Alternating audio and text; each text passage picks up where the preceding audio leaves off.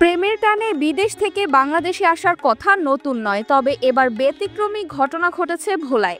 Online বন্ধুর আমন্ত্রণে বাংলাদেশে এসে ওই বন্ধুর বোনের প্রেমে পড়েছেন এক চীনা যুবক। পরে দুই পরিবারের সম্মতিতে ধুমধাম করে বিয়ে হয় তাদের। এ ঘটনা ভোলা সদরের উপজেলার ভেলুমিয়া ইউনিয়নের ৮ নম্বর ওয়ার্ডের শরীফ খাঁ বাজার এলাকার বাদশাহ চেয়ারম্যান বাড়িতে চীনা ওই যুবকের সঙ্গে বাংলাদেশি মেয়ের বিয়ে হয়। ঘটনার খবর চারদিকে ছড়িয়ে পড়লে পুরো জেলা জুড়ে তোলপাড় সৃষ্টি হয়। দূর দূরান্ত থেকে বিভিন্ন বয়সী নারী পুরুষেরা চীনা জামাইকে এক নজর দেখতে ছুটে আসছেন ওই বাড়িতে। জানা যায়, ভোলার রনি নামে এক যুবকের সঙ্গে সামাজিক যোগাযোগ মাধ্যমে উইচ্যাটে পরিচয় হয় ইরিসা চং ওরফে মাওয়েন হুয়া নামে ওই চীনা যুবকের। রনির কাছে বাংলাদেশের অপরূপ সৌন্দর্যের কথা শুনে ঘুরতে আসেন তিনি।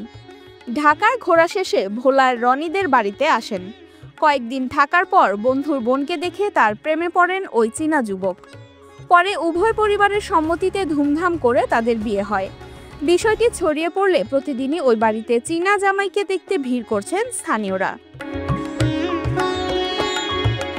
Mehjabin Khanam, revolution 24 news desk.